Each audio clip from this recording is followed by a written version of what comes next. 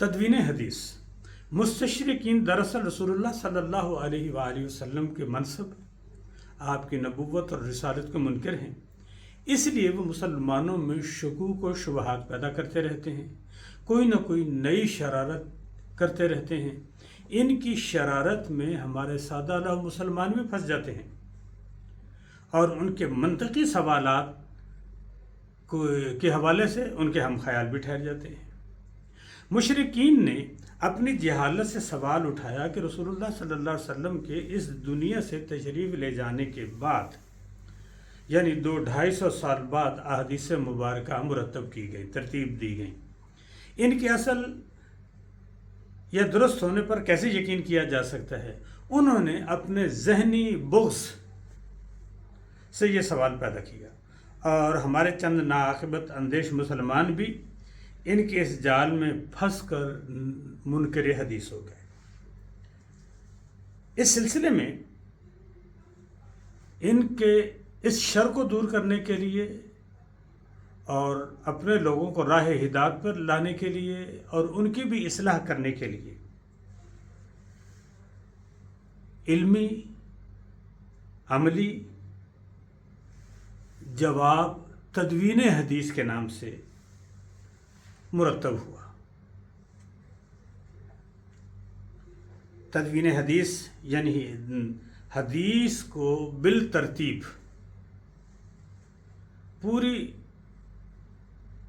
دیانتداری کے ساتھ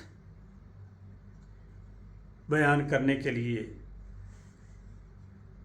تدوین حدیث کا سلسلہ شروع ہوا۔ تدوین حدیث، تحفیظ الحدیث کا عمل خود رسالت مآب صلی اللہ علیہ وآلہ وسلم کے دار البقاء میں تشریف لے جانے سے پہلے ہی شروع ہو چکا تھا۔ پھر جب اس بات کو سنیں دوسرے الفاظ میں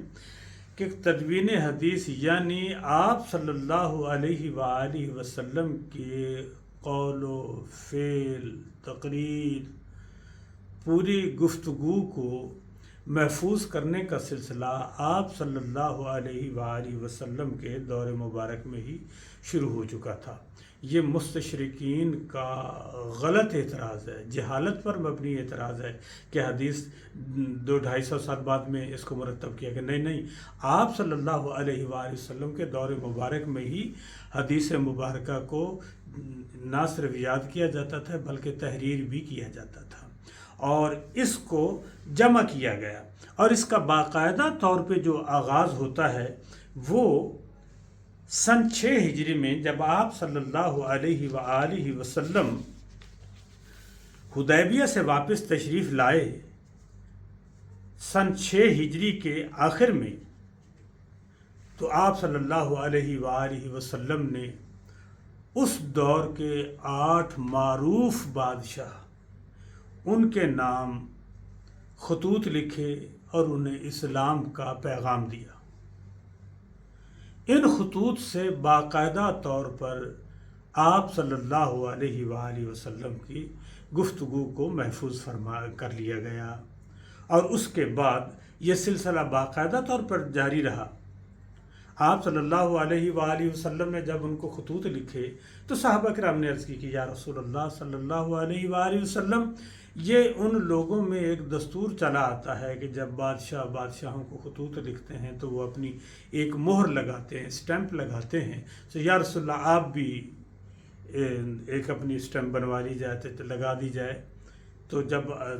صحابہ کرام نے یہ مشورہ دیا تو آپ صلی اللہ علیہ وسلم نے اس کو پسند بھی فرمایا،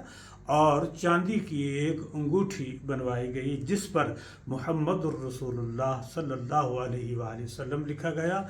اللہ اوپر لکھا گیا اوپر والی لائن میں، اور نیچے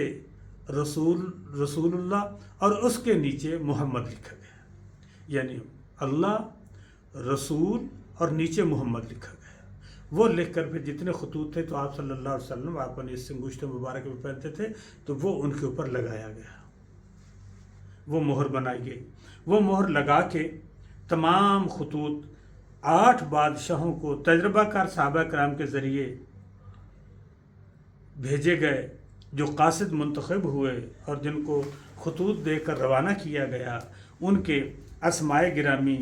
یہ ہیں کہ نمبر 1 پہ نجاشی اسما شاہ حبشہ جو موجودہ ایتھوپیا کے نام سے مشہور ہے، ان کے نام خط لکھا گیا، اور جو صحابی لے کر ان کے پاس گئے عمر بن امیہ ضمنی، یہ ان کے پاس لے کر گئے خط آپ صلی اللہ علیہ وسلم کا، اور مقوقس جریج بن متی شاہ مصر کے نام، یہ خط جو ہے حاطب بن ابی بلتا لے کر گئے۔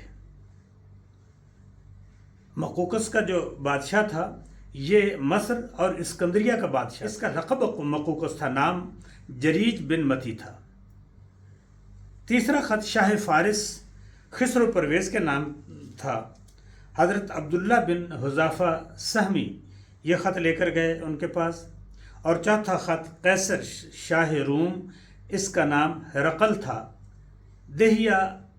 بن خلیفہ کلبی لے کر گئے۔ پانچواں خط منذر بن ساوی حاکم بحرین کے نام لکھا گیا، حضرت علا بن حضرمی لے کر گئے۔ اور حوضہ بن علی صاحب یمامہ کے نام جو خط لکھا گیا، یہ خط حضرت سلید بن عمر عامری لے کر گئے۔ ساتواں خط حارث بن ابی شمر غسانی حاکم دمشق کے نام لکھے گیا، ان کو یہ خط حضرت شجاع بن وہب لے کر گئے۔ اور شاہ عمان کے نام خط، یہ خط دونوں بھائیوں کے نام لکھا گیا تھا، شاہ عمان جعفر اور اس کے بھائی عبداللہ کے نام تھا، اور حضرت عمر بن العاص لے کر گئے تھے۔ ان خطوط کے ذریعے آپ صلی اللہ علیہ وآلہ وسلم نے اپنی دعوت یعنی دعوت اسلام کے پیغام کو بھیجا، اور یہ پیغام روئے زمین کے بیشتر علاقوں پر پہنچا، یعنی بادشاہوں تک یہ پہنچا دیا گیا، اور اس کا اثر یہ ہوا کہ اس کی وجہ سے یہ سارے بادشاہ جو تھے معروف اس دور کے، وہ سارے آپ صلی اللہ علیہ وآلہ وسلم ان کے لیے توجہ کا مرکز بنے۔ آپ کا نام ایک جانی پہچانی صورت اختیار کر گیا، یعنی پہلے تو صرف صحابہ کرام مکہ اور مکہ کے اطراف اور عربوں میں تھا، پھر ان خطوط کے بعد ان اطراف میں جتنے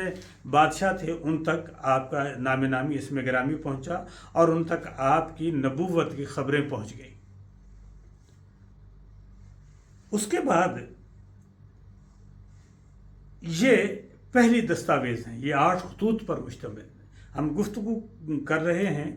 کہ آپ صلی اللہ علیہ وسلم کے احکامات، آپ کی گفتگو کو محفوظ کس طرح کیا گیا، اور کب سے ترتیب میں باقاعدہ طور پر یعنی کہ یاد کرنے تک، حافظے تک تو بہت تھا، لیکن تحریری طور پر یہ حوالے ہم پیش کر رہے ہیں۔ مستشرقین مکہ اور مستشرقین فی زمانہ، یعنی مستشرقین منکرین حدیث کا کہنا ہے کہ نبوت اور رسالت کا کام تو صرف اتنا تھا کہ اللہ تعالیٰ کے پیغام کو لوگوں تک پہنچا دیا جائے، بس اس کے بعد نبوت کا کام ختم ہو جاتا ہے، یہ ان کا خیال ہے، یہ مستشرقین کا کام ہے۔ جبکہ اللہ تعالیٰ نے ان نظریات کو، اس خیال کو پہلے سے ہی رد کر دیا قرآن پاک نے، یعنی مستشرقین کے سوالات سے پہلے ہی اللہ تعالیٰ نے ان کے اس نظریے کو رد فرمایا۔ اللہ تعالیٰ فرماتا ہے کہ نبی رسول کا کام صرف اللہ کا پیغام پہنچانا ہی نہیں، بلکہ پیغام الہی کے معانی، مفہوم، تشریح، مطالب بتانا، سکھانا، سمجھانا، عملی نمونہ پیش کرنا بھی ہے۔ اگر یہ کام رسول کا نہیں ہے تو پھر قرآن کو لوگ کیسے سمجھیں گے؟ ہر بندہ اپنی مرضی سے سمجھے گا، اپنی مرضی کا مفہوم نکالے گا، اپنی مرضی کے مطابق اس کے اوپر عمل پیرا ہوگا۔ اگر سارے ہر کوئی اپنی اپنی مرضی کے مطابق کام کرنے لگ جائیں گے تو پھر یکجائی، اکائی یا ایک ملت کیسے بنے گی؟ ہر بندہ اپنے طور پہ اگر یہ کرے گا تو قرآن پاک نے ان کے مستشرقین کے اور منکرین حدیث کے اس نظریے کو رد فرما دیا۔